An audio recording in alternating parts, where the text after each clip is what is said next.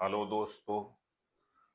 आजकल home minister बहुत busy है, ये तो अपोजिशन वाले भी उठा रहे हैं। लेकिन कुछ सोशल मीडिया में ये रिपोर्ट आ रहा है कि होम मिनिस्टर बिजी हैं मीटिंग करने के लिए। जो भी सिक्योरिटी का जो रीजन है, चाहे वो डिफेंस मिनिस्टर हो चाहे अदर हो, तो कुछ ना कुछ तो बेसिकली चल रहा है। इसके पीछे रीजन क्या है ये हम नहीं जानते। लेकिन एक चीज जो रिसेंट में घटना घटी है, जिसमें कि 2 हफ्ते में 2 बार एक्चुअली टेररिस्ट अटैक कश्मीर में हो चुका है। जिसमें पहले अटैक में एक पुलिस वाले की जान चली गई थी, और दूसरे अटैक में छत्तीसगढ़ का 2 मजदूर जो था वो बेसिकली उसको हताहत कर दिया गया है। वो एक्चुअली नॉन कश्मीरी थे, काम करने गए थे, तो कुछ ना कुछ तो मैसेज वहां से कश्मीर से दिया जा रहा है या कश्मीर से आ रहा है, जिसको कि हमको समझने की जरूरत है। ऑफिशियल स्टेटमेंट अभी तक कुछ भी नहीं है। लेकिन मुझे जो बेसिकली एनालिसिस से लग रहा है वो ये कि इसमें हो सकता है कि या तो पाकिस्तान फंडेड टेररिस्ट हो या पाकिस्तान से भेजा गया टेररिस्ट हो। यही 2 पॉसिबिलिटी मुझे लग रही है। लेकिन आखिर पाकिस्तान अभी ऐसा करेगा क्यों?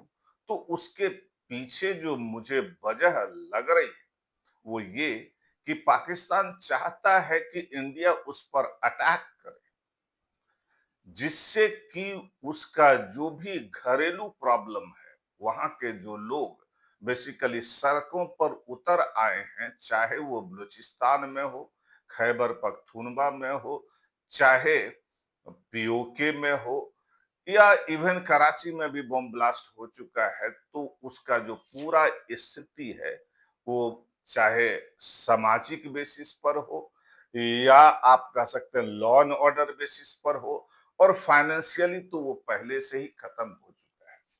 तो इन सब बातों पर से ध्यान हटाने के लिए ये एक पॉसिबिलिटी हो सकता है कि पाकिस्तान एक बड़ा टेररिस्ट अटैक करे।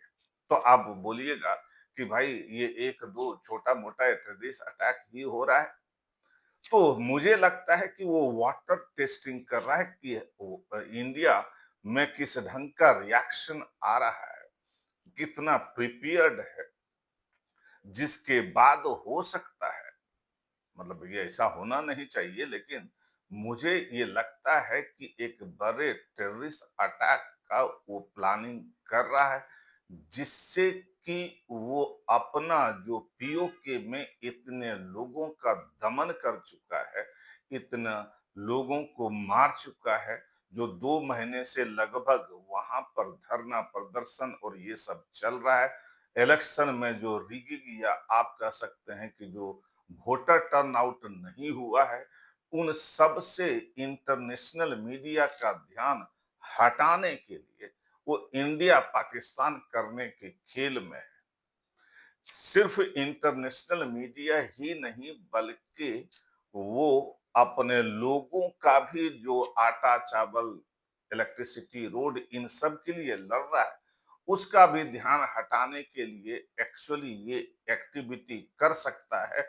और ये जानता है कि आज के डेट में उसका अमेरिका के साथ, पर्टिकुलरली डोनाल्ड ट्रंप के साथ एक अच्छा इक्वेशन चल रहा है।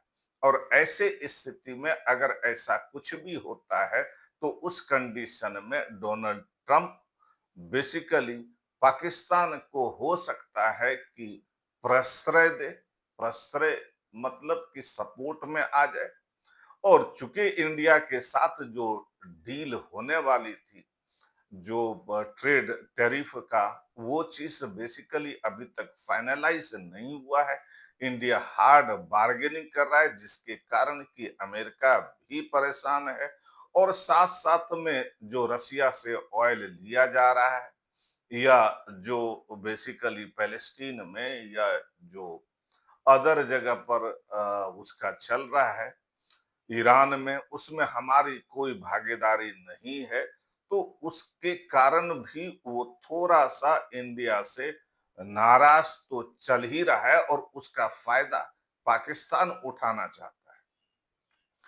ऐसे स्थिति में हम लोगों को क्या करना चाहिए? मुझे लगता है कि पहला तो जो इंटेलिजेंस है, वो दुरुस्त है और प्रॉपर कम्युनिकेशन होना चाहिए। सेना चाक चौबंद हो और साथ-साथ में जो आम नागरिक हैं, उसको भी चीज़ों को समझने की ज़रूरत है। क्योंकि अगर मान लीजिए ऐसा कोई एक्टिविटी पाकिस्तान कर देता है, तो ये हम लोग को पता है कि सिंदूर 2.0 बेसिकली अभी तक चालू है, उसको बंद नहीं किया गया है और इंडिया ने तो पहले ही कह दिया है कि अगर ऐसा कोई भी दुस्साहस पाकिस्तान की तरफ से होता है, तो उसको एक एक्ट ऑफ वॉर माना जाएगा और ऐसे स्थिति में इंडिया पीछे नहीं हटेगा और इस बात को पाकिस्तान भली-भांति जानता है, जिसके कारण कि वो चाहता है कि सारे प्रॉब्लम्स का जो बेसिकली सॉल्यूशन है, उसके नज़र में एक ही आता है कि किसी ढंग से इंडिया के साथ छोटा-मोटा या जो भी स्केल का वॉर है, वो हो जाए, जिससे कि वो अपना जो भी एक कह सकते हैं कि हर पूरे वर्ल्ड में जा करके